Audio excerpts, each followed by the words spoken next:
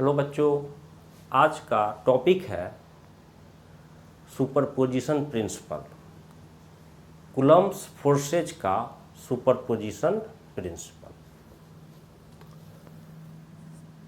Superposition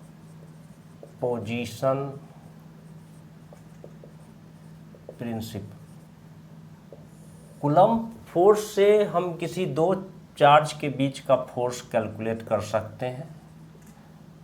अगर charges दे रखा हो और उनके बीच का डिस्टेंस दे रखा हो तो कूलम्ब फोर्स से हम किसी दो चार्ज के बीच फोर्स कैलकुलेट कर सकते हैं।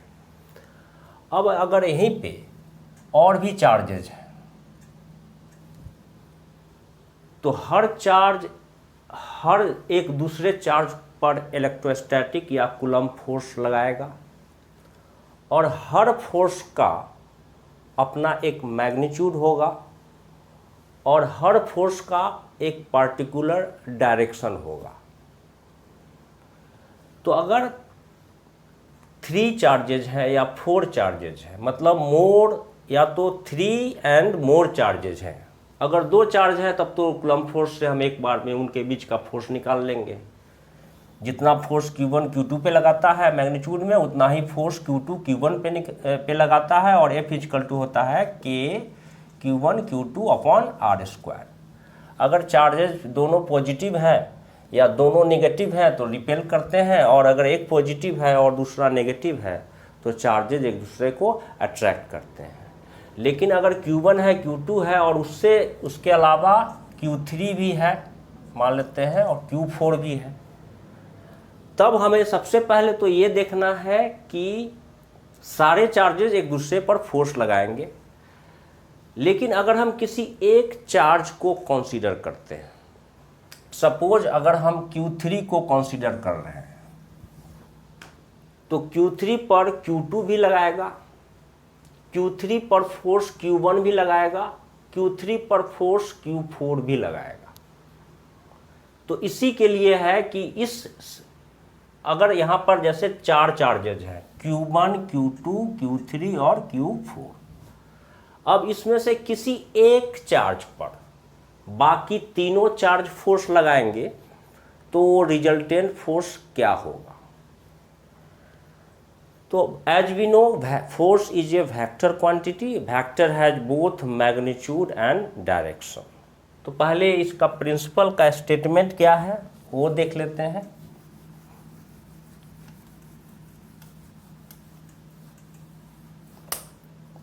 कह रहा है कि इफ 3 और more point charges are present, या एक दूसरे के साथ इंटरैक्ट कर रहे हैं। इफ 3 और more point charges are present then resultant या फिर टोटल या फिर net electrostatic force on any one charge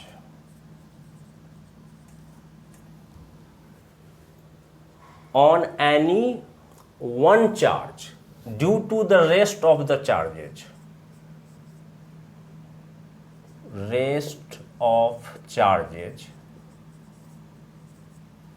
is equal to the vector sum of all the individual forces on that one charge,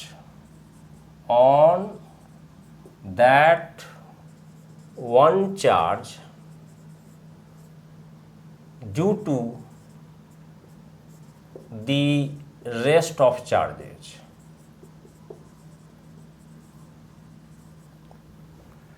If 3 or more point charges are present, then resultant electrostatic force on any one charge, कोई एक charge होगा question में, उस पर बाकी charges force लगाएंगे, rest of charges उस पर फोर्स लगाएंगे, तो जो फोर्स होगा, टोटल फोर्स, रिजल्टेंट फोर्स जो होगा वो इक्वल होगा vector sum of all the individual forces on that one charge due to the rest of the charges.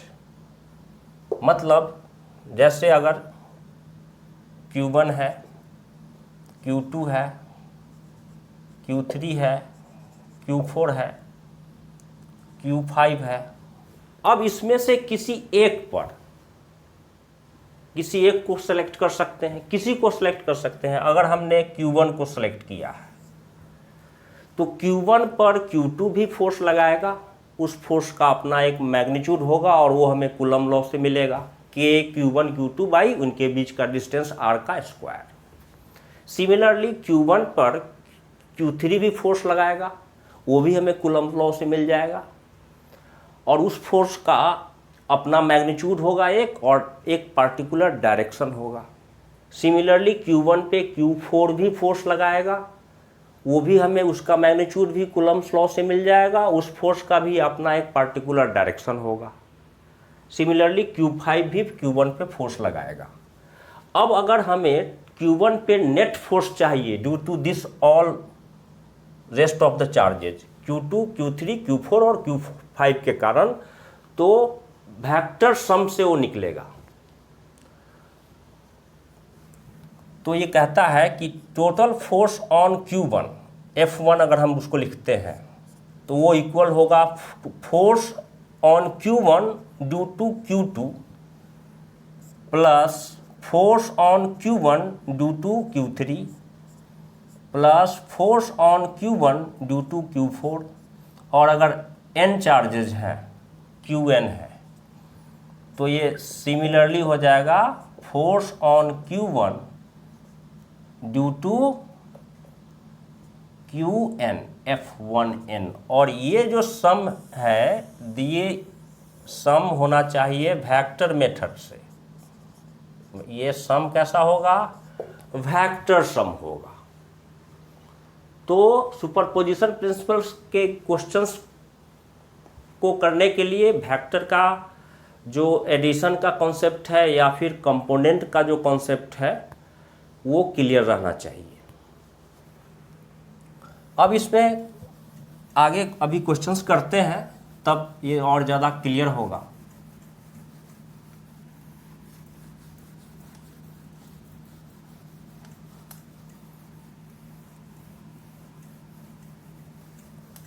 तो अगर 3 और मोर चार्जेज हैं प्रेजेंट, 3 और मोर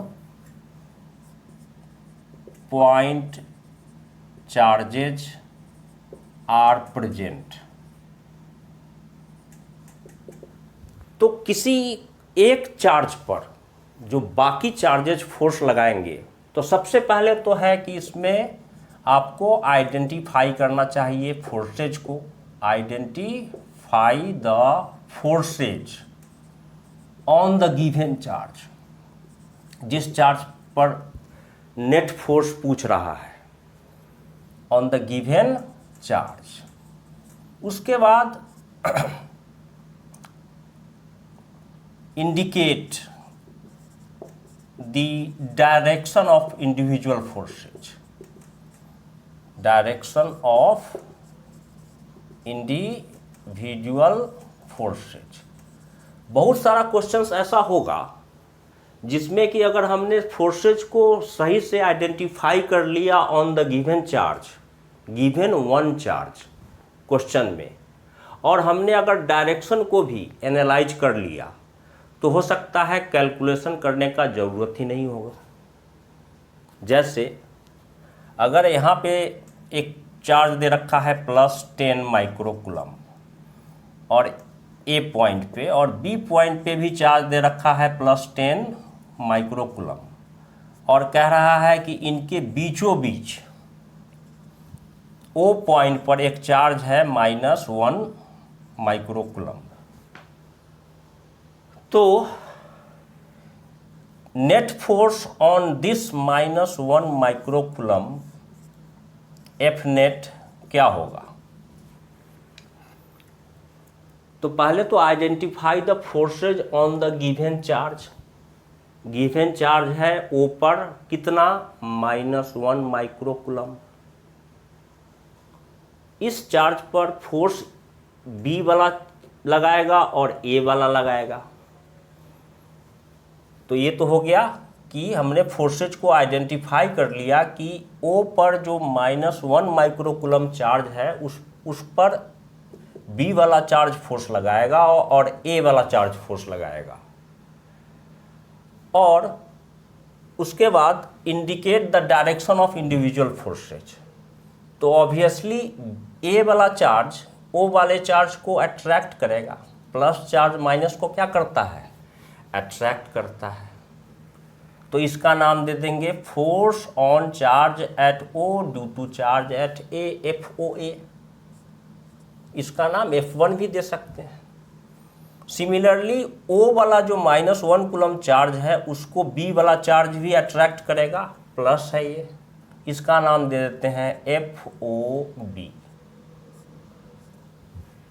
दोनों फोर्स अपोजिट डायरेक्शन में होंगे। और ये बिल्कुल नहीं सोचना है, क्वेश्चन में पूछ रहा है F net on -1 microcoulomb charge.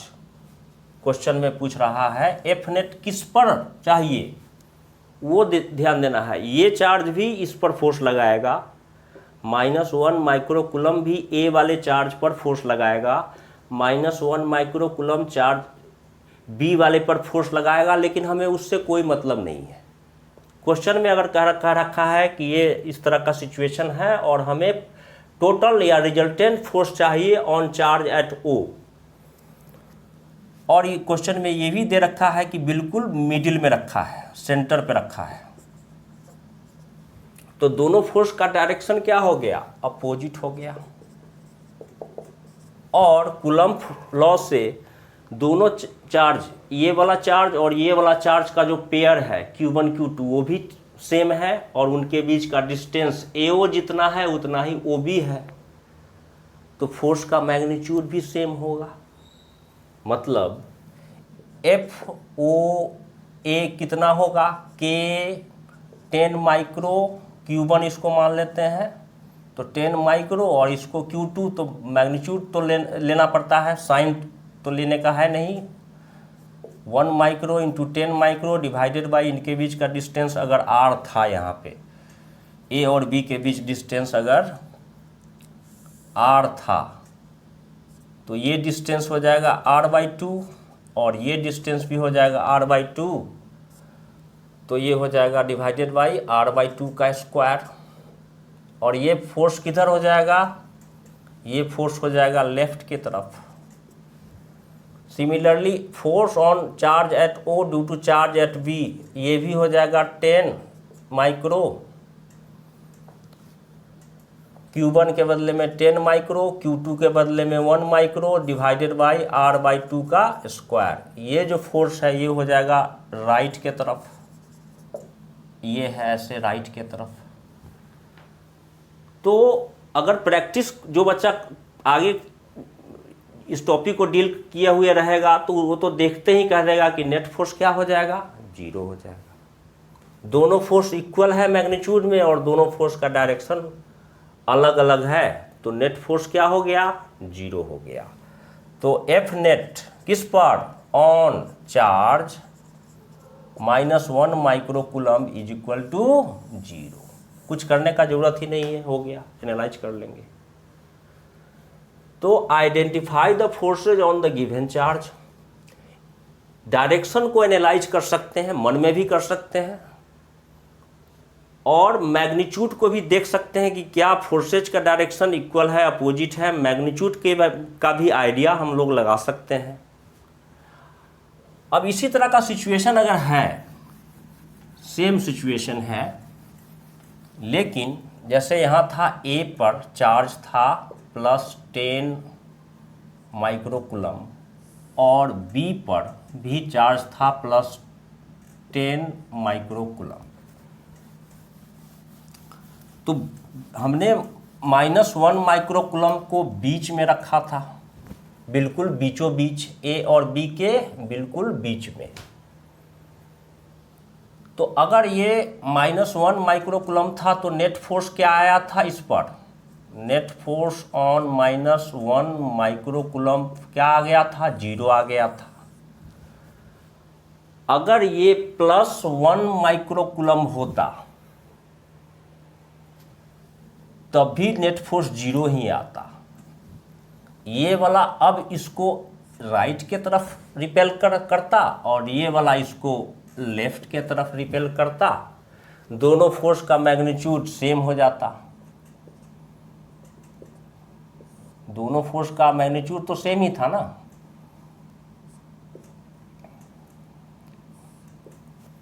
इनके बीच का डिस्टेंस है कितना, r। अभी भी नेट फोर्स क्या हो जाएगा, 0 हो जाएगा, जैसे अभी पीछे किया हमने। और अगर ये माइनस है और ये भी माइनस है तो अभी भी F net on +1 microcoulomb is 0। ये इसको क्या करेगा, इस तरफ फोर्स लगाएगा ऐसे, force on charge at O due to charge at B किधर हो जाएगा, राइट के तरफ। ये वाला इसको अट्रैक्ट करेगा तो ये हो जाएगा FOA किधर, लेफ्ट के तरफ। दोनों का मैग्नीट्यूड K Q1 Q2/r², दोनों का डिस्टेंस सेम, दोनों चार्ज का जो पेयर है वो सेम है। तो एफ नेट अभी भी क्या हो जाएगा, 0 हो जाएगा। अब अगर इसी चार्ज को O पर नहीं रखते हैं,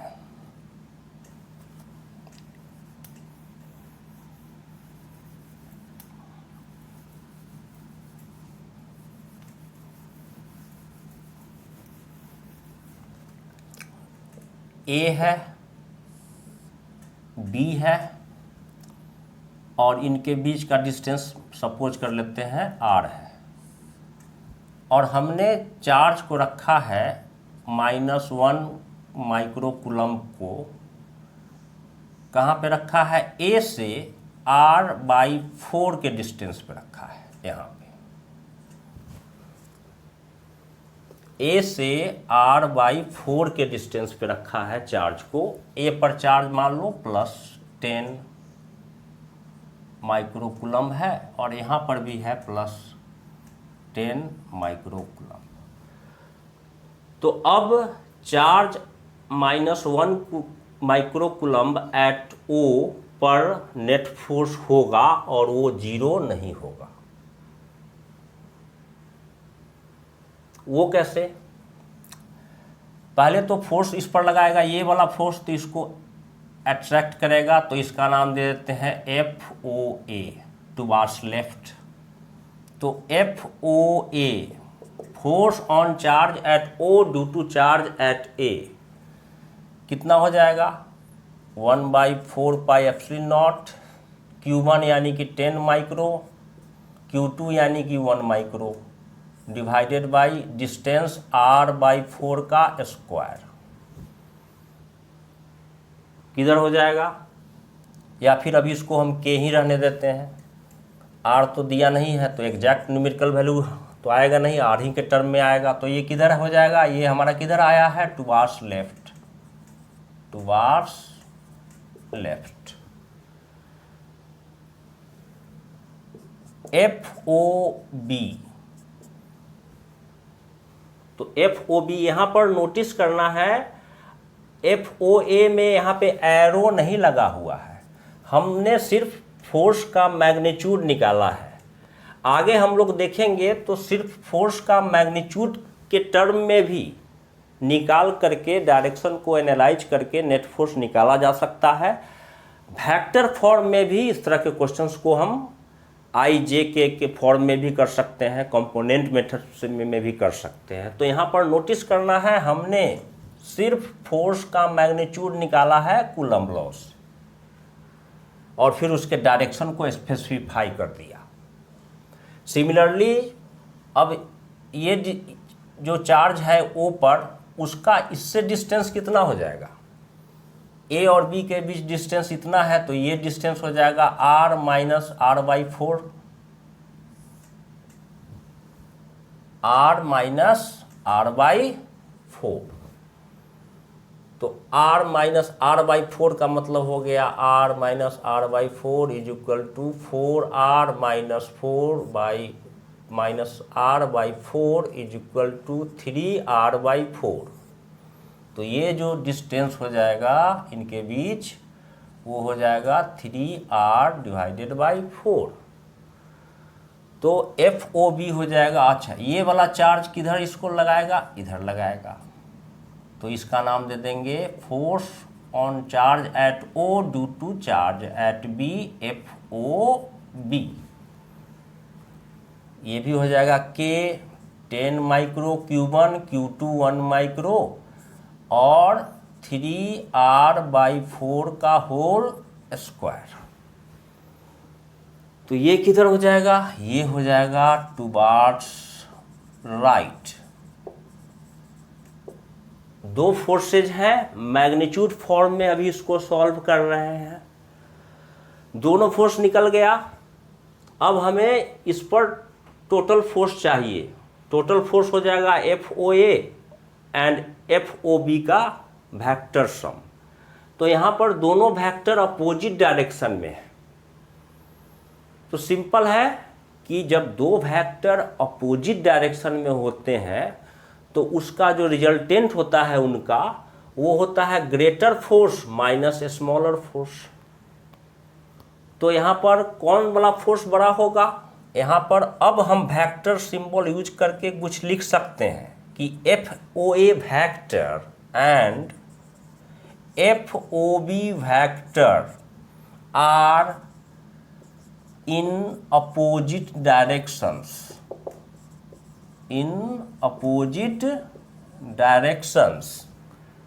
therefore रिजल्टेंट इन सब का, इन दोनों का, therefore या ऐसे लिखें resultant force on charge -1 micro coulomb at O F। तो जब दो फोर्सेज हैं, दो वेक्टर हैं, उनका रिजल्टेंट चाहिए और दोनों फोर्सेज अपोजिट में हैं, तो रिजल्टेंट फोर्स बिगर फोर्स माइनस स्मॉलर फोर्स होगा। बिगर फोर्स हमें ये लग रहा है FOA, तो FOA माइनस FOB। यहाँ पर भी एरो देने का गलती मत करना। वेक्टर का मैग्नीट्यूड से माइनस होगा और ये रिजल्टेंट फोर्स का मैग्नीट्यूड है। उसके बाद डायरेक्शन रिजल्टेंट फोर्स का इस सिचुएशन में वही होगा जो बिगर वेक्टर होगा, यानी कि किस तरफ होगा, टुवार्ड्स लेफ्ट। तो ये कितना आ जाएगा, ये आ जाएगा, कॉमन ले सकते हैं। कॉमन क्या क्या आ जाएगा कि 10 इंटू म्यू का स्क्वायर डिवाइडेड बाय r का स्क्वायर r/4 का होल स्क्वायर, r/4 का होल स्क्वायर कॉमन ले सकते हैं। तो FOA वाले टर्म में क्या बचेगा, 1 बचेगा। और इसमें तो हमने सब कुछ कॉमन ले लिया, सिर्फ 3 को कॉमन नहीं लिया है।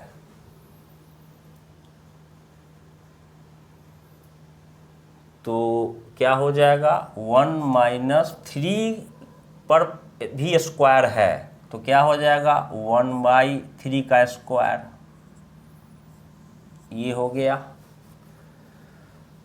तो अब ये कितना हो जाएगा, F इक्वल टू हो जाएगा K इंटू 10 इंटू म्यू का स्क्वायर, माइक्रो का स्क्वायर, माइक्रो का मतलब 10⁻⁶, r स्क्वायर डिवाइडेड बाई 16 और ये हो जाएगा 9 - 1/9। ये कितना हो जाएगा, 1/3 का स्क्वायर का मतलब 1/9 है, तो 9 - 1 यानी कि 8/9। तो इंटू डायरेक्ट क्या कर सकते हैं, 8 divided by 9 is equal to के का वैल्यू डालिए, के इंटू 10 इंटू 10⁻⁻6 का स्क्वायर इंटू 8/9 डिवाइडेड बाई ऊपर चला जाएगा 16 और नीचे आ जाएगा r का स्क्वायर। फिर इसको सॉल्व करेंगे तो ये हो जाएगा कितना, 9 इंटू 10⁻9 के बदले में क्या लिख सकते हैं, 9 into 10⁻9 into 10 into 10⁻12 into 8 into 16 divided by 9 r का स्क्वायर। और ये जो वैल्यू है इसको सॉल्व करेंगे और रिजल्टेंट फोर्स किधर हो जाएगा, किधर हो जाएगा, टुवार्ड्स लेफ्ट।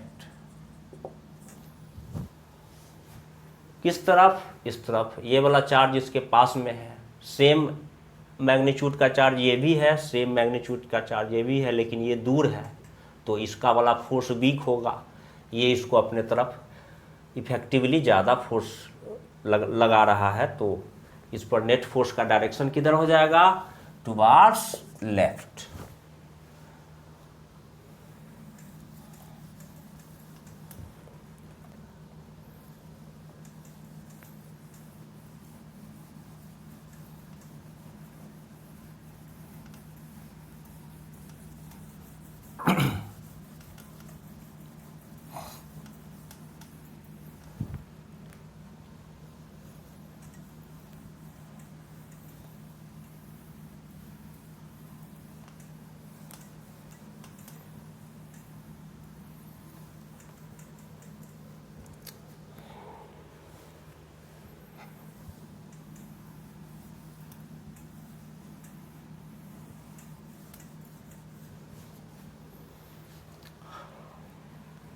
अब ये दे रखा है ऐसे, मान लेते हैं क्वेश्चन क्या है, इसके बारे में कह रखा है equilateral triangle, equilateral triangle.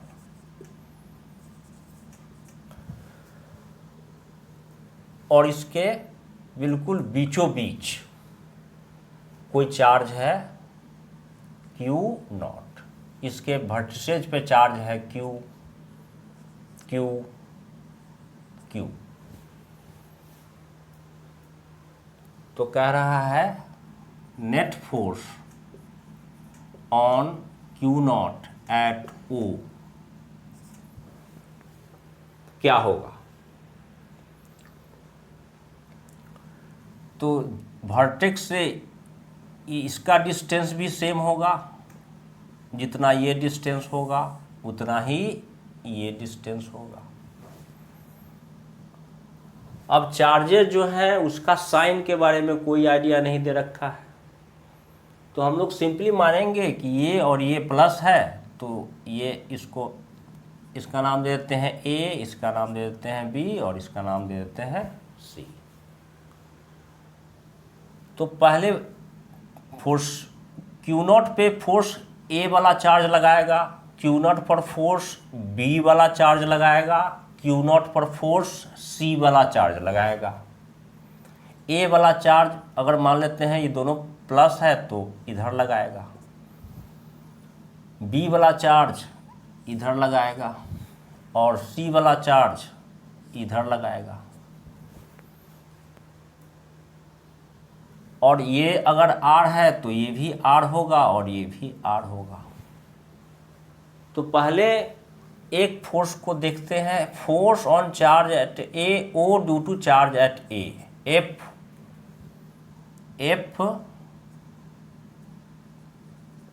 O A कितना होगा, K Q0 divided by R का स्क्वायर।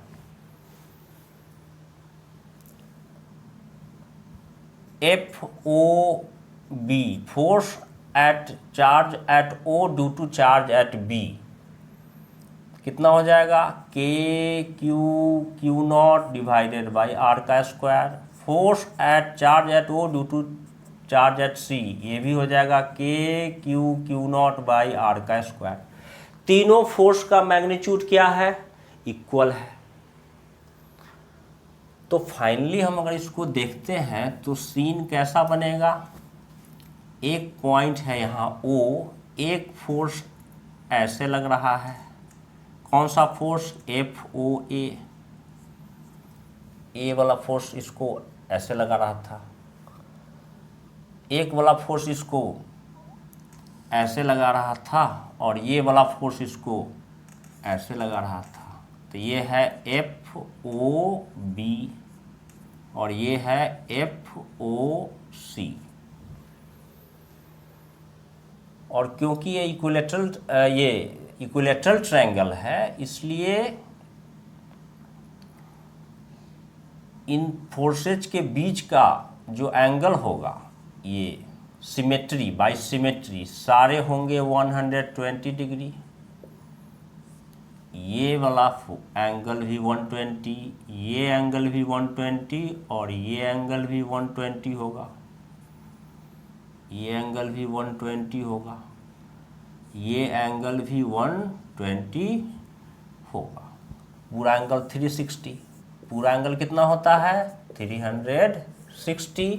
और क्योंकि इक्वल डिस्टेंसेज पे हैं और इक्वल फोर्सेज हैं, तो एंगल भी उनके बीच सिमेट्री से सेम होगा, फोर्सेज के इक्वल होने के कारण। और सारा फोर्सेज हर कोई दो फोर्स के बीच में एंगल होगा 120 डिग्री।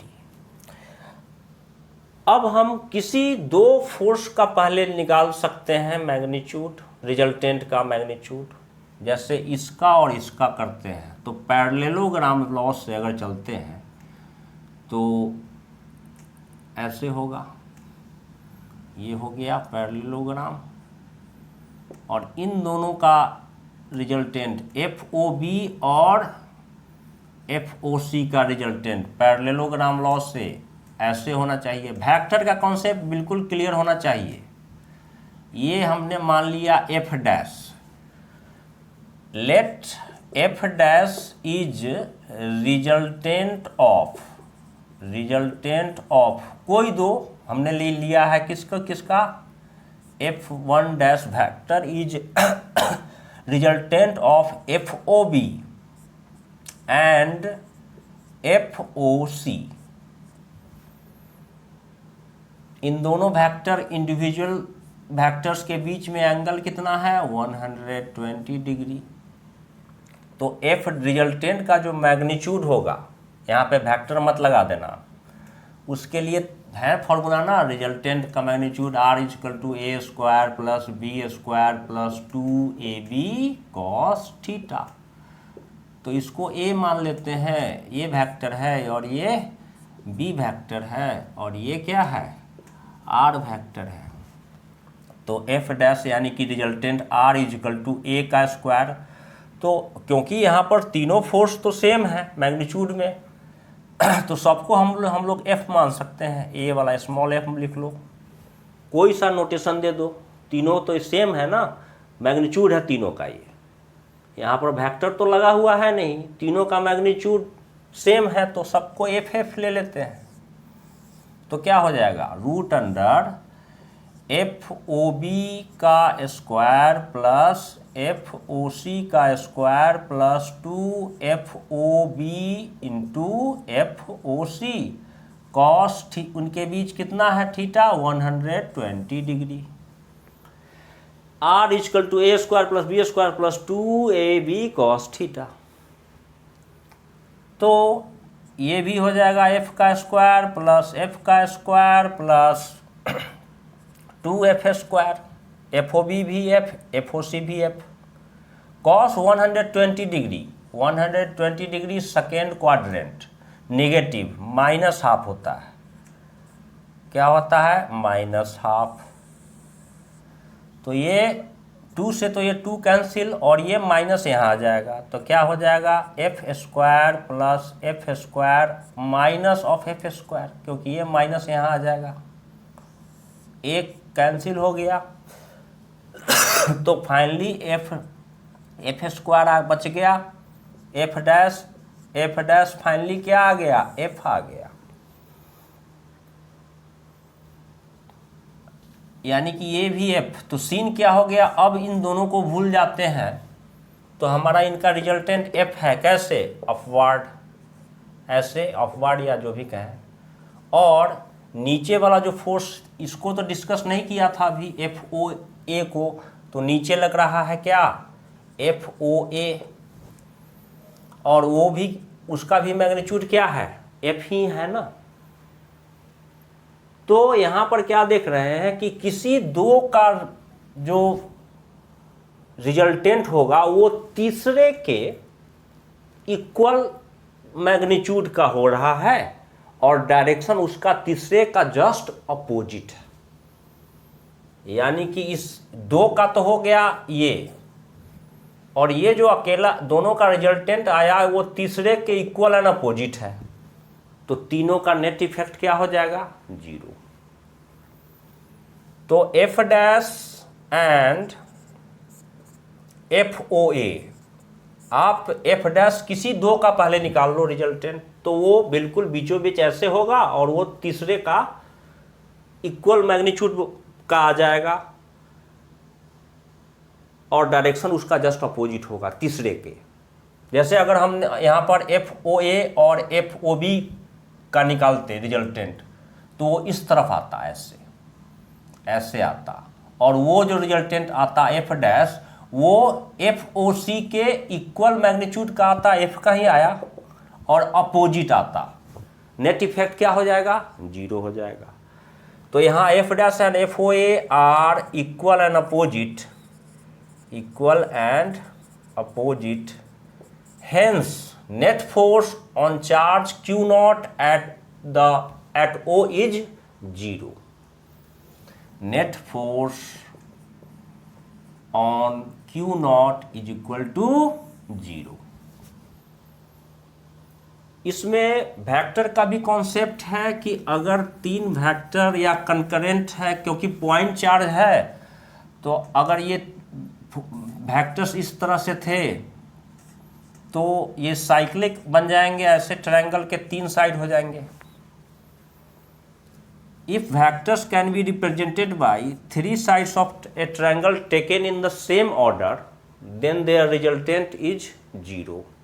तो यहाँ पर इसको ऐसे भी समझ लो कि ये जो था, ये था एफ ओ ए, तो एफ ओ ए ऐसे है, ए वाला चार्ज ओ वाले चार्ज को इधर, ये था एफ ओ बी, क्या था ये, एफ ओ बी, और ये था एफ ओ सी, तो ये हो गया एफ ओ बी ऐसे और एफ ओ सी ऐसे। अब इसको क्या हम किसी ट्रायंगल के साइड्स से दिखा सकते हैं, तो चलो मान लेते हैं कि एक ऐसे है, एफ ओ सी ले लिया ऐसे, इसको ले लेते हैं, तो एफ ओ सी ऐसे हो, जैसे है वैसे ही लेना है, ले लिया। अब मैं ले लेता हूं एफ ओ ए को, एफ ओ ए को ले लिया ऐसे, एफ ओ ए जैसे था वैसे ही लिया हूं ना, ऐसे था तो ऐसे ही लिया हूं। एफ ओ सी ऐसे था तो एफ ओ सी ऐसे था तो ऐसे ही लिया हूं, एरो देखो ऐसे ही है, और एफ ओ बी ऐसे है तो ऐसे ही लिया हूं, तो ऐसे ही ले लेता हूं। तो ये हो गया सेम ऑर्डर में। सेम ऑर्डर में होने का मतलब क्या हो गया, इन तीनों का रिजल्टेंट क्या हो जाएगा, zero. F O A plus F O B plus F O C is equal to zero. ये भी एक तरीका है करने का।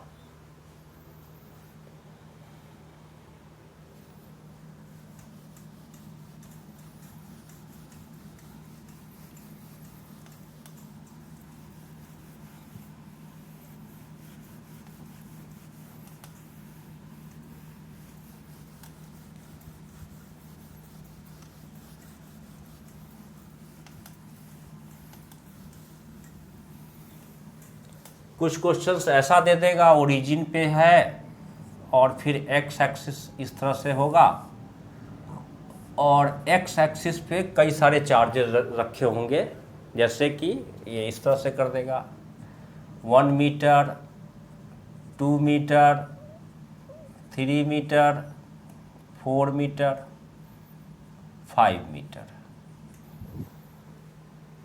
और मान लेते हैं यहाँ पर कोई चार्ज है Q0, यहाँ पे चार्ज कोई है +Q, यहाँ पे चार्ज है -Q, यहाँ पे भी चार्ज है +Q, और यहाँ पर भी चार्ज है +Q।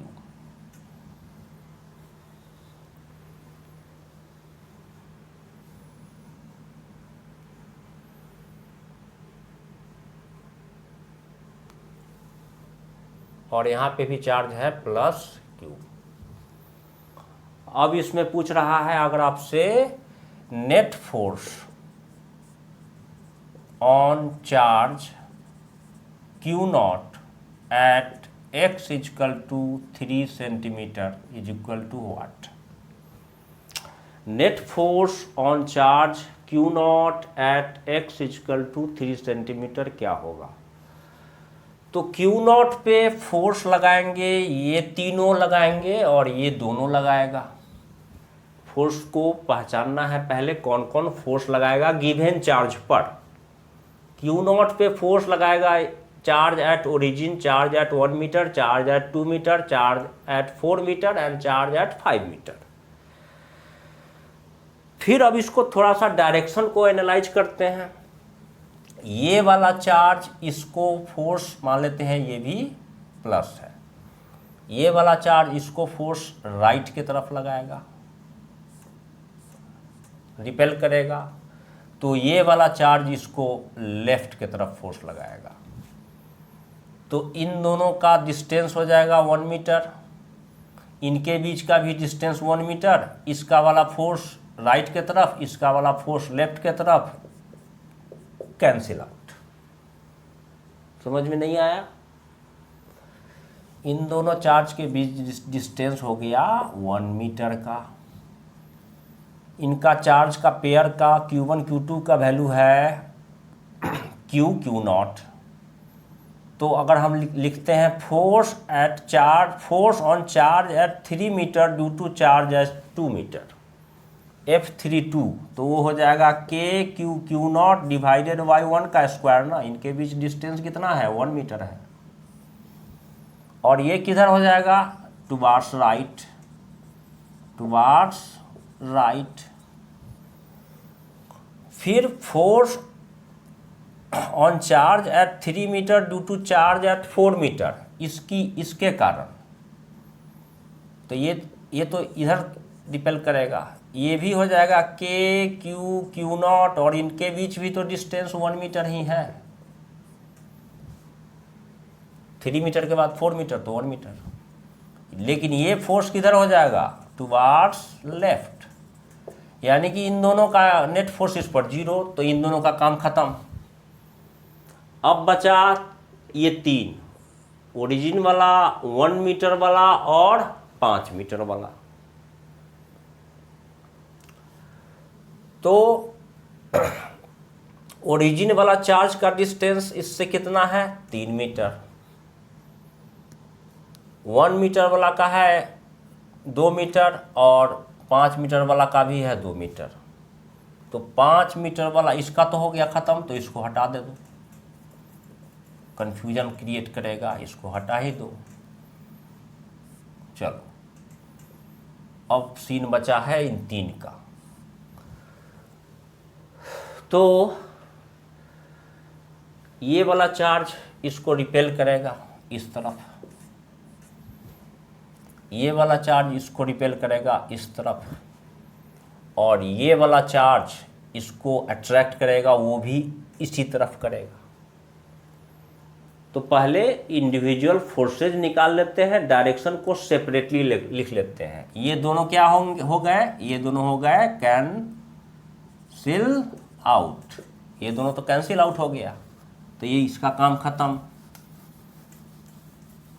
अब निकाल लेते हैं force on charge at 3 metre due to charge at origin, वो हो गया कितना, के क्यू नॉट डिवाइडेड बाई 3 का स्क्वायर, कितना हो गया, के क्यू नॉट डिवाइडेड बाई 9, और ये जो फोर्स है ये किधर लगाएगा, F3O किधर लगाएगा, राइट की तरफ,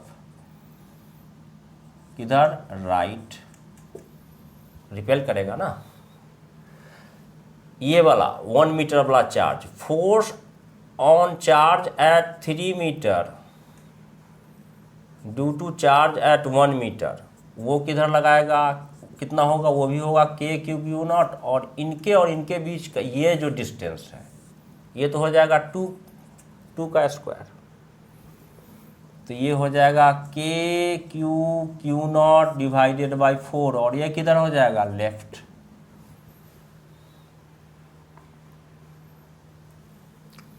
F31 किधर है, लेफ्ट।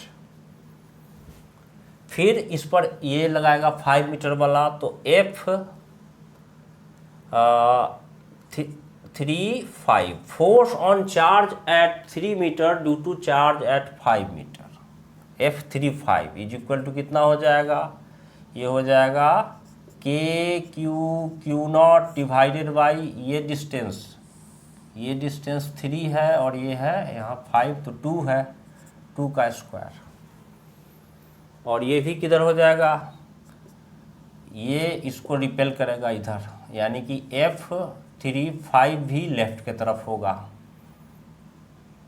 के क्यू नॉट डिवाइडेड बाई 4, ये भी क्या हो जाएगा, लेफ्ट। तो लेफ्ट वाला टोटल फोर्स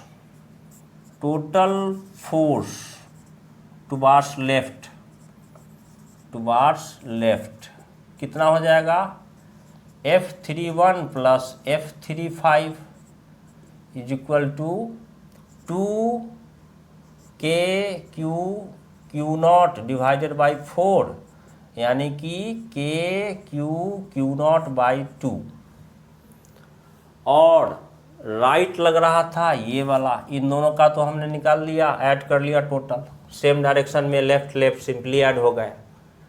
तो अब इस पर सीन क्या बचा, अब इस क्यू नॉट पे सीन क्या बचा, इस पर राइट की तरफ कितना फोर्स लग रहा है, के क्यू नॉट डिवाइडेड बाई 9, और लेफ्ट की तरफ कितना फोर्स लग रहा है, के क्यू नॉट बाई 2। तो बड़ा फोर्स कौन है, लेफ्ट वाला।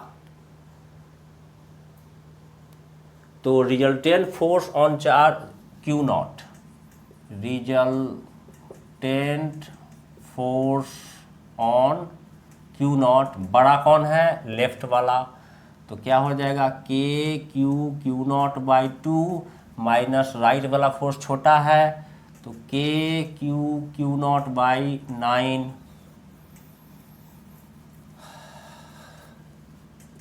के Q not half minus 1/9, K Q naught 18, 9 minus 2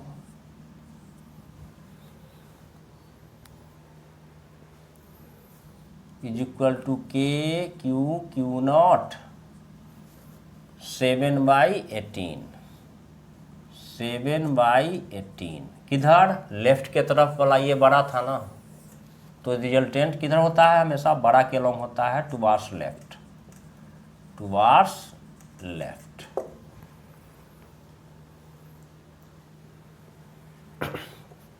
इसी में कुछ और क्वेश्चंस इस तरह से भी दे देता है,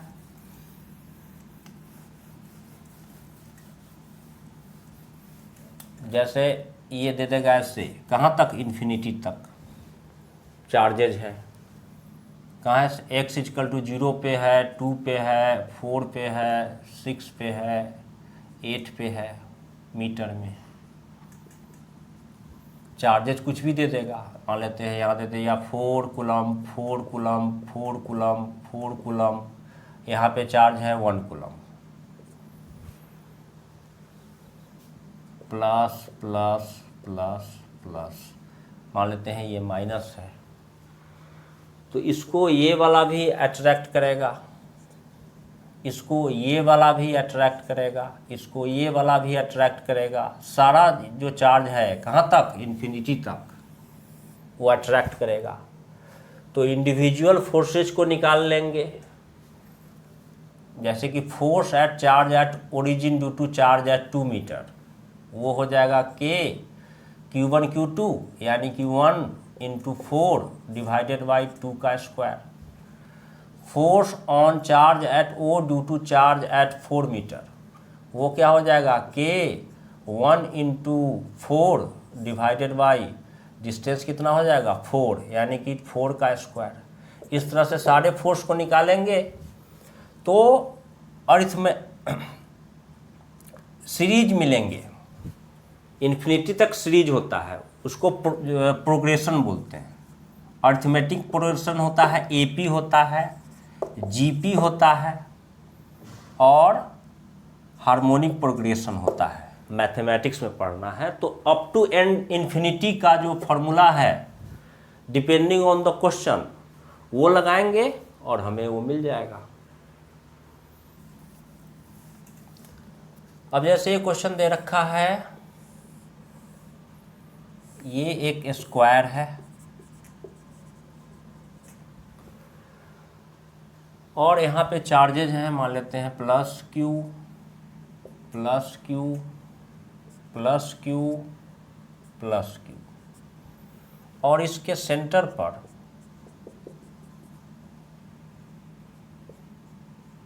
अगर हम रख देते हैं कोई चार्ज Q0,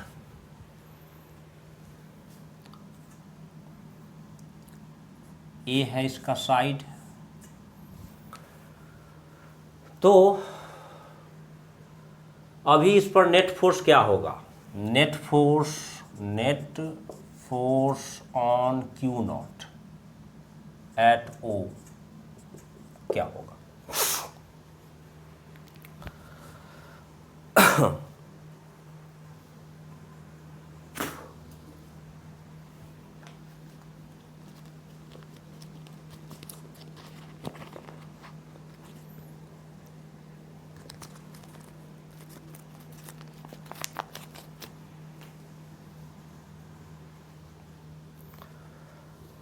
तो यहाँ पर तो क्योंकि ये स्क्वायर है तो ये डिस्टेंस जितना होगा, ये अगर साइड ए है तो ये कितना हो जाता है, ये हो जाता है a डिवाइडेड बाई a√2/2। हाँ, तो ये कितना हो जाता है a/√2। ओ से लेकर के इसका नाम दे दो A, B, C और D। तो यहाँ देखिए A O is equal to OB is equal to OC is equal to OD, और वो कितना हो जाएगा a/√2 अगर स्क्वायर का साइड A है तो हर चार्ज, हर पेयर ऑफ चार्ज का डिस्टेंस सेम है, और ये वाला चार्ज इसको इधर फोर्स लगाएगा, ये वाला चार्ज इधर लगाएगा, ये वाला चार्ज इधर लगाएगा और ये वाला चार्ज इधर लगाएगा। तो force on charge at O due to charge at O A, FOA तो ऐसे हो गया, और C वाला जो चार्ज है वो ऐसे फोर्स लगाएगा, FOC ऐसे हो गया इस तरफ अपोजिट में, और सारे फोर्सेज जो होंगे वो सेम होंगे। FOA मैग्नीट्यूड कितना होगा Q0 डिवाइडेड बाई a/√2 का होल स्क्वायर, और इतना ही होगा FOC, इतना ही होगा FOB और इतना ही होगा FOD। दोनों Q0 Q0 डिस्टेंस सबका a/√2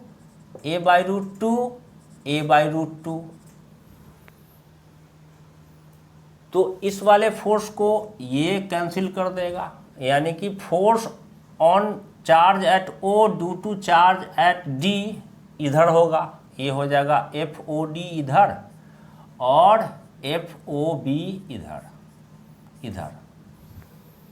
तो एफ ओ डी को कैंसिल कर देगा एफ ओ बी, और एफ ओ ए को कैंसिल कर देगा F O C. Net force on charge Q naught is 0।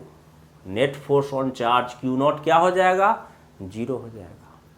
लेकिन अगर इसी में अगर मैंने इसको कर दिया है माइनस क्यू, तब क्या होगा?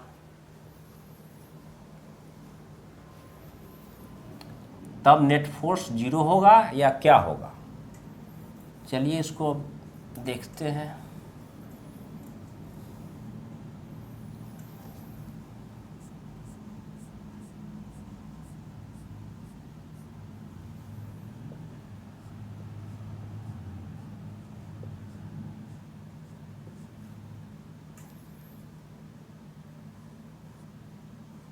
क्यू नॉट एक चार्ज हो गया है अब नेगेटिव, तो नेट फोर्स सेम है सिचुएशन। अभी भी फोर्सेज जो हैं उनका मैग्नीट्यूड सेम होगा, ये चीज़ अभी भी वैलिड होगा। मैग्नीट्यूड जो फोर्सेज का होगा, क्योंकि बस माइनस यहाँ आया है तो यहाँ मैग्नीट्यूड में तो माइनस लेंगे नहीं, तो एफ ओ डी उतना ही होगा। एफ ओ डी होगा कितना? के Q1 Q2 यानी कि क्यू नॉट, और डिस्टेंस तो वही है a/√2। ये भी अभी भी a/√2 है, इसमें तो कोई चेंज नहीं हुआ है ना, ये भी है a/√2। ओ बी, ओ सी, ओ डी, ओ ए सारा चारों a/√2 है। फोर्स का अभी भी सारा कुछ सेम है। ये वाला फोर्स ऐसे लगा रहा था एफ ओ ए, और ये ऐसे लगा रहा था। ये दोनों एक दूसरे को कैंसिल करेंगे अभी भी। लेकिन अब ये वाला फोर्स इधर लग रहा था तो इधर ही लगेगा, प्लस क्यू है यहाँ। लेकिन अब इस प्लस क्यू को, ये प्लस क्यू इधर नहीं लगाएगा, ये भी इसको अट्रैक्ट करेगा, यानी कि एफ ओ बी भी इधर ही लगेगा रिपल्सन के कारण, ये वाला फोर्स, और डी वाला चार्ज भी इसको अट्रैक्ट करेगा, तो एफ ओ डी भी इधर ही लगेगा। तो ये दोनों तो कैंसिल हो गए, इसका वाला फोर्स भी इधर प्लस प्लस को रिपेल कर रहा है, यानी कि अब दो फोर्स बचा। एक है एफ ओ बी, कितना? के Q naught divided by a/√2 का स्क्वायर, किधर? एलोंग ओ डी, और एफ ओ डी वो भी है Q naught divided by a/√2 का स्क्वायर, और वो भी किधर है? वो भी है एलोंग ओ डी। तो नेट फोर्स ऑन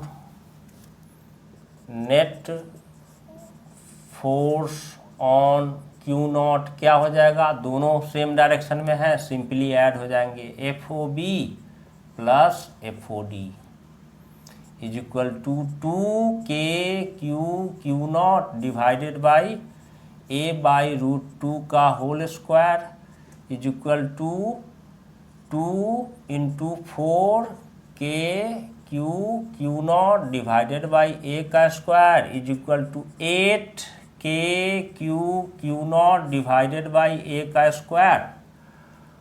और अगर हम स्क्वायर है ये तो डायरेक्शन भी बता सकते हैं, कितना? इधर हो जाएगा 45 डिग्री विथ BC कह सकते हैं,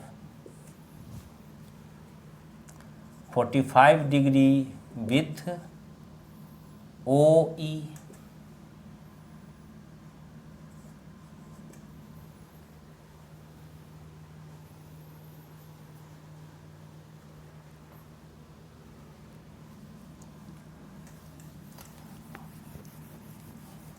अब अगर स्क्वायर ही है और कुछ इस तरह का दे रखा है,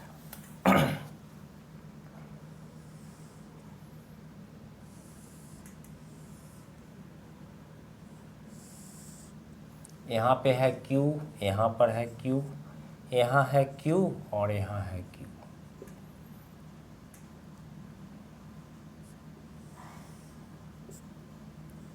A है और ये इसके बारे में क्या बता रखा है कि ये एक स्क्वायर है ऑफ साइड A। अब इसमें कह रहा है कि इफ रिजल्टेंट फोर्स या net force, if resultant force on Q is 0, then how are Q and small q related। तो यहाँ पर सुपरपोजिशन प्रिंसिपल में या फिर आगे हम लोग इसमें भी देखेंगे इक्विलिब्रियम ऑफ चार्जेज। तो इक्विलिब्रियम ऑफ चार्जेज का भी मतलब होता है किसी चार्ज पर नेट फोर्स क्या होना, 0। फिर उसमें आगे आता है सिस्टम का इक्विलिब्रियम या किसी सिस्टम के किसी एक चार्ज का इक्विलिब्रियम। तो इक्विलिब्रियम का भी मतलब होता है नेट फोर्स का 0 होना। तो वो नेक्स्ट वीडियो में उसको डिस्कस करेंगे। तो यहाँ पर जैसे सिंपली बता रहा, ये दे रखा है, इतना ही इंफॉर्मेशन दे रखा है और कह रहा है कि if resultant force on capital Q is 0, then how are Q and this small q are related. ये कैसे एक दूसरे से रिलेटेड है, ये है क्वेश्चन। तो यहाँ पर नोटिस करना है कि कुछ क्वेश्चंस ऐसे होंगे जो चार्ज का साइन नहीं दे रखा होगा। तो चार्ज का साइन नहीं दे रखा है तो हम ये गलती नहीं मान सकते कि ये नहीं कर सकते कि सारा चार्ज को हम पॉजिटिव ही ले सकते हैं। अब इस क्वेश्चन में चार्ज का साइन पॉजिटिव भी हो सकता है, निगेटिव भी हो सकता है। जब अगर इसको प्लस प्लस प्लस नहीं लिख रखा है तो हम इसको ये एग्जैक्टली नहीं कह सकते इस तरह के क्वेश्चंस में कि चार्जेस जो है कोई वो पॉजिटिव ही हैं जब तक प्लस नहीं लिख रखा है। अगर प्लस या माइनस नहीं लिख रखा है तो चार्ज का साइन पॉजिटिव भी हो सकता है, नेगेटिव भी हो सकता है, डिपेंड्स ऑन द क्वेश्चन। यहाँ पर आप अगर ये सोचिएगा कि चारों चार्ज पॉजिटिव है तो किसी एक Q पर रिजल्टेंट फोर्स क्या 0 पॉसिबल है। पहले कोई एक चार्ज ले लेते हैं, जैसा कि बताया था कि चार्ज कोई एक ले लेते हैं। तो मान लेते हैं कि हम लोग यहाँ वाला चार्ज ले लेते हैं, यहाँ वाला चार्ज ले लेते हैं। साइड है, स्क्वायर का साइड कितना है, A। नाम इसका कर देते हैं A, B, C और D। तो यहाँ वाला चार्ज पर हमें रिजल्टेंट फोर्स क्या करना चाहिए, 0। रिजल्टेंट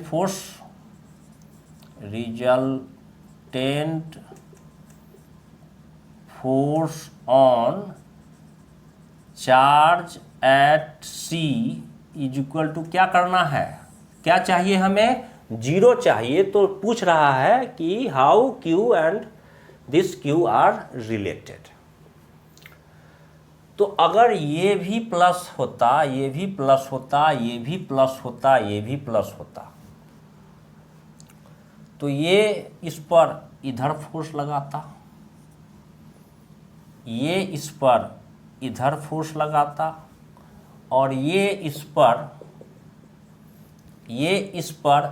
इधर फोर्स लगाता। ऐसे मत दिखा देना फोर्स का डायरेक्शन।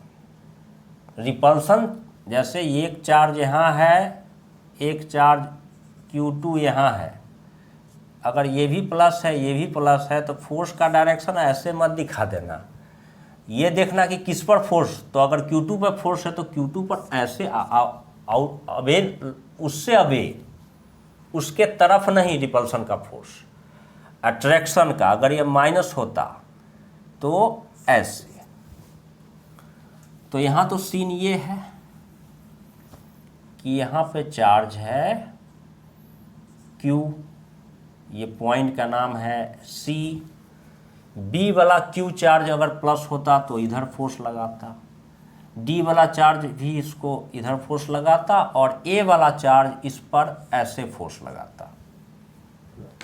तो रिजल्टेंट के जीरो होने का कोई सीन ही नहीं बनता।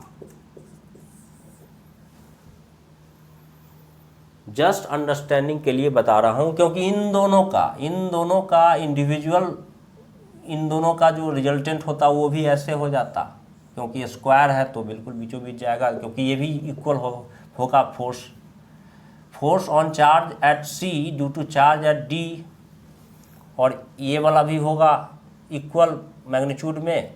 अभी इसको डिस्कस करते हैं। तो इस तरह से अगर होता तो जीरो। इसका मतलब है कि अगर C पर कैपिटल Q पर रिजल्टेंट फोर्स जीरो है तो पॉसिबिलिटी क्या क्या हो सकता है? सारे चार्जेज सेम नेचर के नहीं हो सकते। पॉसिबिलिटी नंबर 1 ये हुआ एक फिक्स कि ऑल 4 चार्जेज, यानी कि Q और स्मॉल q सेम नेचर के हो ही नहीं सकते। तो एक पॉसिबिलिटी ये है कि ये माइनस हो सकता है, चेक करके देखते हैं तो ये भी माइनस, और ये प्लस तो ये भी प्लस। तब देखते हैं net force on any Q zero है, हो सकता है। अगर ये माइनस और ये भी तो ये भी माइनस, तो ये इसको क्या करेगा, रिपेल करेगा ऐसे। और ये क्या करता, प्लस होता तो अट्रैक्ट करता, और ये प्लस है तो ये भी क्या करता, अट्रैक्ट करता। इनका रिजल्टेंट किधर होता, इधर होता। तो अगर इन दोनों का रिजल्टेंट जो इधर होता वो इसके वाले फोर्स के इक्वल एंड अपोजिट होता तो एफ नेट पॉसिबल है, एफ नेट पॉसिबल है।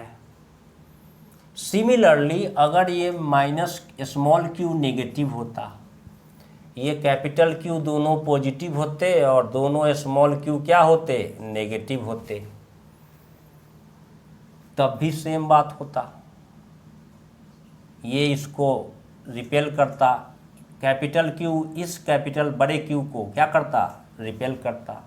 ये माइनस इस को इस तरफ फोर्स लगाता, और ये वाला माइनस Q इसको इस तरफ फोर्स लगाता। इसका और इसका रिजल्टेंट इधर होगा, और इन दोनों का मैग्नीट्यूड हो सकता है इसके इक्वल हो जाए, तो एफ नेट पॉसिबल है।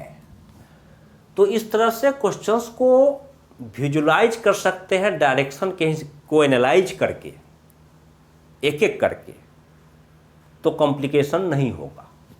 एक बार में एक फोर्स के बारे में सोचने में कोई दिक्कत नहीं है। इस पर पहले इसके कारण सोचेंगे, तो इसके कारण प्लस है, ये भी प्लस है, रिपेल करेगा।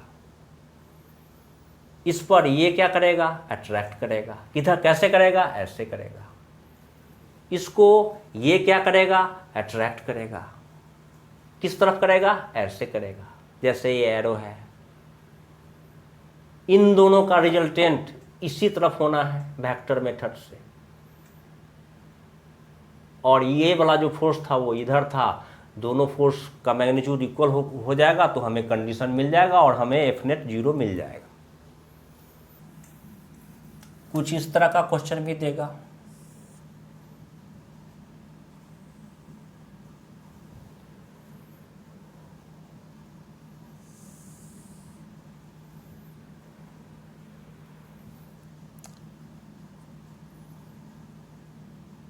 A B C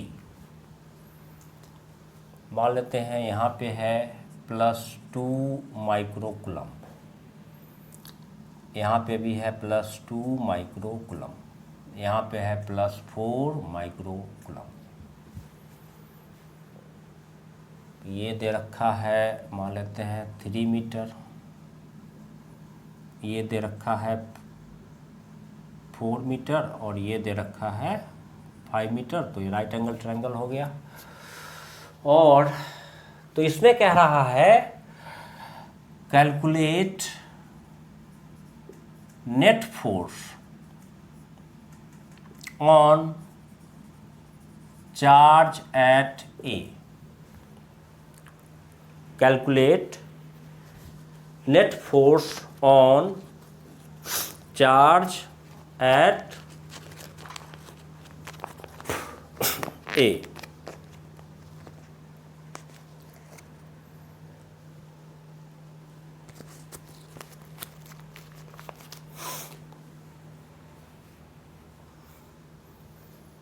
तो ठीक है, ए पर जो चार्ज है उसको बी वाला चार्ज भी फोर्स लगाएगा, सी वाला चार्ज भी फोर्स लगाएगा, बी वाला चार्ज भी इसको रिपेल करेगा। मतलब यहाँ है, मतलब यहाँ पे है, तो रिपेल कैसे करेगा? ऐसे करेगा ना, ऐसे करेगा। तो इसका नाम दे देते हैं force on charge at A due to charge at B, F A B, F A B.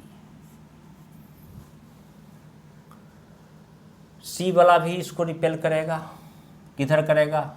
इधर करेगा। सी वाला ज़्यादा फोर्स लगाएगा या ए वाला, बी वाला ज़्यादा फोर्स लगाएगा? सी वाला ज़्यादा फोर्स लगाएगा, क्योंकि सी वाला का डिस्टेंस कम है, तो उसके एरो का लेंथ थोड़ा ज़्यादा दिखाना चाहिए। ऐसे ऐसे ऐसे। तो ये हो गया force on charge at A due to charge at C, F A C vector. हमने डायरेक्शन को एनालाइज कर लिया।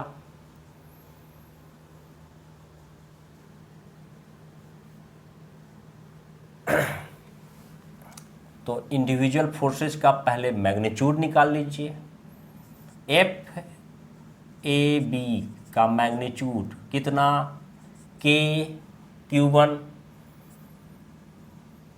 2 micro into 4 micro divided by 5 का स्क्वायर।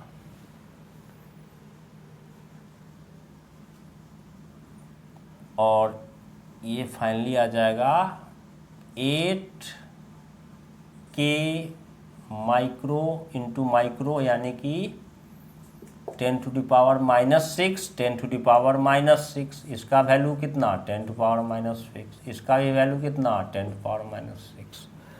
तो ये हो जाएगा 8 K 10 to the power -12 divided by 25, इस तरफ।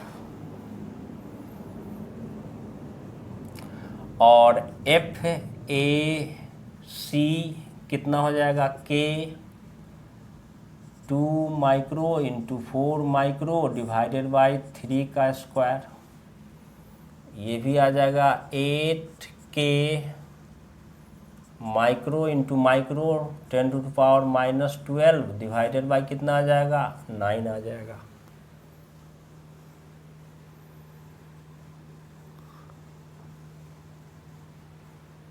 दो वेक्टर्स हो गए। अब इनके बीच का एंगल ये है, मान लेते हैं कितना है? थीटा है।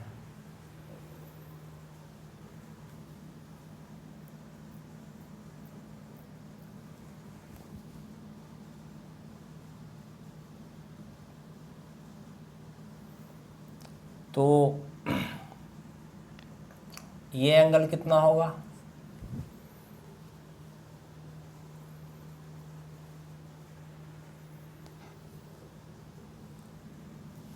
अगर हम इसको ऐसे करते हैं तो ये एंगल कितना होगा? थीटा होगा। ये भी कितना होगा? थीटा होगा।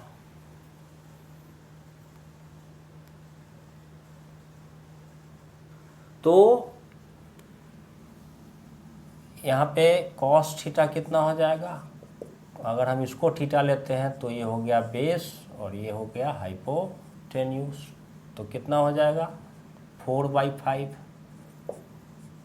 कॉस थीटा कितना हो जाएगा 4/5। तो अगर ये थीटा है तो ये एंगल भी क्या होगा, ये एंगल भी थीटा होगा, और इसको मान लेते हैं x और इसको मान लेते हैं y। तो एफ ए बी का कंपोनेंट इधर कितना होगा, F A B cos theta, और इस तरफ कितना होगा F A B sine theta. यहाँ पर साइन थीटा कितना होगा 3/5।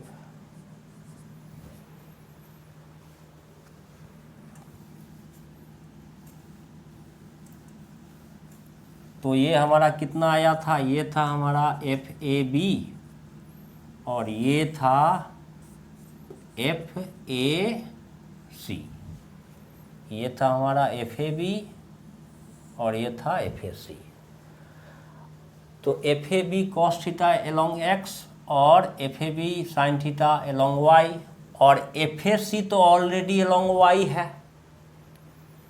तो F X total force along X कितना हो जाएगा, F A B cos theta is equal to 8k into 10⁻⁻12 divided by 25 into cos theta. Cos theta is 4/5। F X तो यही है टोटल, एक ही कंपोनेंट है इस फोर्स का जो एक्स के अलोंग है। वेक्टर का कॉन्सेप्ट क्लियर होना चाहिए, नहीं तो समझ में नहीं आएगा। तो यहाँ पर सुपरपोजिशन प्रिंसिपल में कंपोनेंट में भी हम ये करके ब्रेक करके फोर्स रिजल्टेंट फोर्स निकाल सकते हैं। कोई ज़रूरी नहीं है कि एंगल पता ही हो। तो जैसे इसमें हमने कर लिया, एफ एक्स इतना हो गया, एफ वाई में एक तो already F A C Y के अलोंग ही था, तो एफ ए सी यहाँ पर वेक्टर डालने का गलती मत करना, ये कंपोनेंट है, सिर्फ component of force along Y है, नॉट कंपोनेंट वेक्टर। तो एफ ए सी तो ऑलरेडी वाई के अलोंग लग रहा है, तो एफ ए सी, और एफ ए बी का इफेक्ट कितना है वाई के लॉन्ग, यानी कि component F A B sine theta. तो कितना हो जाएगा F A B sine theta. F A C का वैल्यू कितना है 8k into 10⁻12 divided by 9 plus F A B 8k into 10⁻⁻12 upon 25 into sin theta 3/5. This value can be calculated. This value can be calculated. तो तरीका क्या है, finally जो force होगा F वो सिंपली हो जाएगा एफ एक्स का स्क्वायर प्लस एफ वाई का स्क्वायर का under root. This will give the resultant force. तो मोस्टली इसी तरह के क्वेश्चंस होते हैं। जैसे एक और देख लेते हैं, या फिर इसी तरह का क्वेश्चन होगा, जैसे ऐसे होगा और ऐसे होगा या ऐसे होगा। चार्जेज होंगे कहीं पे, तीनों जगह पे चार्जेज होंगे। जैसे यहाँ चार्ज होगा, यहाँ होगा और यहाँ होगा। तो मान लेते हैं ये भी प्लस, ये भी प्लस और ये भी प्लस। तो ये इसको इधर फोर्स लगाएगा और ये इसको, हमें इस पे चाहिए नेट फोर्स, इधर फोर्स लगाइए, लगेगा। तो एंगल कितना हो गया 90 डिग्री। तो इनकी तब तो डायरेक्ट रिजल्टेंट वाला फार्मूला से हम उसको निकाल सकते हैं। और कुछ क्वेश्चंस में इस तरह से ट्रिक भी दिया हो सकता है कि जैसे ये दे रखा है, ये दे रखा है और ये दे रखा है। ए पे चार्ज है +2 कूलम्ब, बी पे चार्ज है +3 कूलम्ब और सी पे चार्ज है -2 कूलम्ब। तो सी पर चार्ज है -2 कूलम्ब, तो ये पूछेगा इस तरह से कि इस पर सी वाले चार्ज पर नेट फोर्स क्या होगा। तो सी वाले चार्ज को क्या करेगा, ये वाला चार्ज अट्रैक्ट करेगा अपने तरफ। तो ये हो जाएगा FAC। और C वाला चार्ज पर अगर नेट फोर्स पूछ रहा है तो C वाला चार्ज को ये B वाला चार्ज क्या करेगा, B वाला चार्ज भी अट्रैक्ट करेगा। तो ये हो जाएगा F force on charge at C due to charge at A, और इसका नाम देते हैं force on charge at C due to charge at B, FCB। तो अब यहाँ पे होगा कि इसको करे कैसे, तो ये एंगल तो पता होना चाहिए थीटा। तो हो सकता है कि यहाँ पर कुछ वैल्यू दे रखा हो या ये एंगल दे रखा हो। मान लेते हैं ये एंगल दे रखा है 30 डिग्री, तो ऑब्वियस है ये एंगल कितना होगा, ये एंगल होगा 60 डिग्री। फिर इंडिविजुअल फोर्स का मैग्नीट्यूड निकालिए, एंगल पता चल गया दोनों फोर्स के बीच। रिजल्टेंट आर वाला फार्मूला से क्या हो जाएगा, ए स्क्वायर मतलब FCA square plus FCB square plus 2FCA FCB cos theta करके निकल जाएगा। या फिर एंगल नहीं दे रखा होगा कुछ भी, तो साइड का लेंथ दे रखा होगा कुछ 1 मीटर और ये दे रखा होगा 2 मीटर। तो फिर इसको इस तरह से देखना पड़ेगा कि कॉस थीटा अगर हमें चाहिए और थीटा इनके बीच है, तो कॉस थीटा अगर हम इसको थीटा लेते हैं तो ये क्या हो जाएगा, ये क्या हो जाएगा, बेस हो जाएगा। ये हो जाएगा परपेंडिकुलर, ये 90 डिग्री, तो ये हाइपोटेन्यूस निकालिए। h क्या हो जाएगा 2 स्क्वायर प्लस 1 स्क्वायर। अगर ये 2 मीटर है, ये 1 मीटर है, तो h निकालना होगा। इस तरह से इसमें करना है।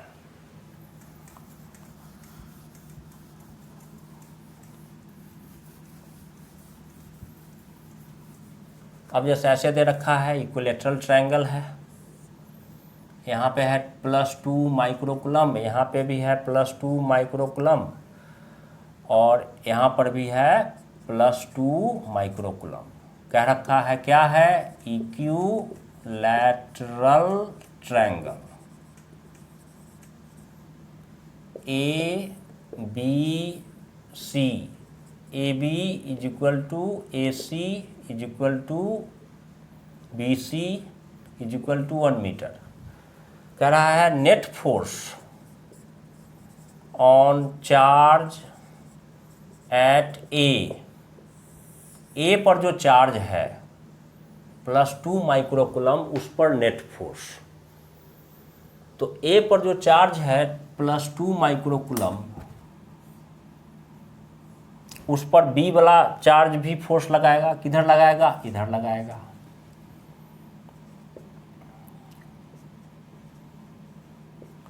और सी वाला जो चार्ज है +2 माइक्रोकुलम, वो ऐसे फोर्स लगाएगा। इसका नाम दे देंगे force on charge at A due to charge at B. इसका नाम दे देंगे force on charge at A due to charge on C. तो अगर इक्विलेटरल ट्रायंगल है तो ये एंगल कितना होगा 60 डिग्री, तो ये एंगल भी कितना हो जाएगा 60 डिग्री। दोनों फोर्स का इंडिविजुअल मैग्नीट्यूड निकालेंगे। आर क्या लेना है फॉर्मूला में, 1 मीटर। कूलम्ब फोर्स में FAB अगर निकालना है तो FAB कितना हो जाएगा, K 2 micro into 2 micro divided by 1 का स्क्वायर। FAC ये भी क्या हो जाएगा, K 2 micro into 2 micro divided by 1 का स्क्वायर। FAB निकल गया, FAC निकल गया। रिजल्टेंट में थीटा क्या लेना है, थीटा क्या लेना है 60 डिग्री। या फिर इसको और भी तरीका है करने का, बिल्कुल है तरीका करने का। इसको मान लीजिए x और इसको मान लीजिए y। अब FAB का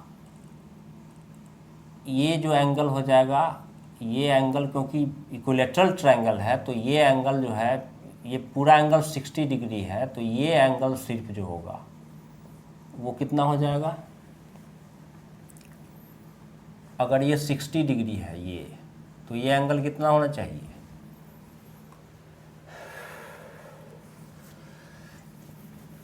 इसको ऐसे समझ लेते हैं, सेकेंड मेथड इसी का, ऐसे था, ऐसे था, ये था, ए है, बी है, सी है, +2 कूलम्ब या माइक्रो जो भी है, 2 माइक्रो कूलम्ब +2 माइक्रो कूलम्ब, और यहाँ पर भी था +2 माइक्रो कूलम्ब। ये वाला फोर्स ऐसे लगा रहा था और ये वाला फोर्स ऐसे लगा रहा था। तो ये पूरा एंगल कितना था? 60 डिग्री। ये एंगल भी कितना हो गया? 60 डिग्री।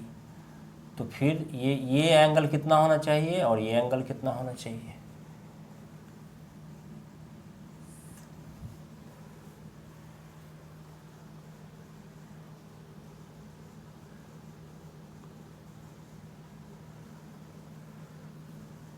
तो ये एंगल कितना हो जाएगा? अगर ये एंगल x है तो ये एंगल भी x होगा, और ये 60 है और ये 60 है, तो 2x + 60 + 60 = 360। 2x = 360 - 120 =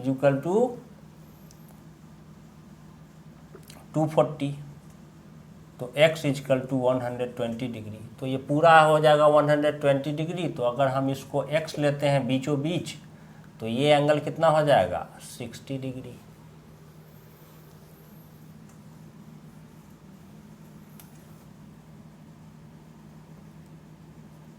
तो इसको x ले लेते हैं और इसको क्या ले लेते हैं? y। ये क्या था? Force on charge at A due to charge at B, ऐसे था,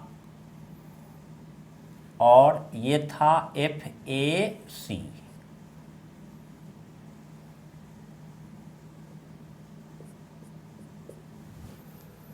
तो इसका कंपोनेंट क्या हो जाएगा? FAB cos 60 along x, और ये भी 60 हो जाएगा, तो ये हो जाएगा FAC cos 60 along x dash. और क्योंकि FAB का मैग्नीट्यूड इक्वल होगा FAC के, इसलिए ये दोनों क्या हो जाएंगे? कैंसिल हो जाएंगे। अब FAB का कंपोनेंट अलोंग y क्या हो जाएगा? FAB sin 60, और इसका component along y FAC sin 60। ये दोनों y के अलोंग होंगे, दोनों सिंपली क्या हो जाएंगे? ऐड हो जाएंगे। तो रिजल्टेंट फोर्स क्या हो जाएगा? 2FAC sin 60। FAC का वैल्यू निकल जाएगा कूलम्ब्स लॉ से, sin 60 का वैल्यू डालिए 2, मतलब FAC और FAB इक्वल है। वेक्टर का कॉन्सेप्ट सुपरपोजिशन प्रिंसिपल के लिए मस्ट है। मैक्सिमम क्वेश्चन में वेक्टर का कॉन्सेप्ट तो होना ही चाहिए। तो ये बेसिक क्वेश्चंस थे अबाउट सुपरपोजिशन प्रिंसिपल। अब इसी में अगर चार्ज है, सिस्टम है चार्ज का, 3 चार्ज का सिस्टम है, 4 चार्ज का सिस्टम है, 5 चार्ज का सिस्टम है, तो यहाँ पर एक और तरीके से डील होता है, इक्विलिब्रियम ऑफ चार्ज का बात होता है। इक्विलिब्रियम का मतलब है नेट फोर्स F नेट 0, किसी चार्ज पर F नेट 0, या फिर इक्विलिब्रियम ऑफ द सिस्टम, तो फिर सिस्टम के हर चार्ज पर नेट फोर्स 0। तो इक्विलिब्रियम वाला टॉपिक भी थोड़ा सा बच्चों को दिक्कत होता है, तो वो डिस्कस करेंगे नेक्स्ट वीडियो में। तो फिर मिलते हैं नेक्स्ट वीडियो में।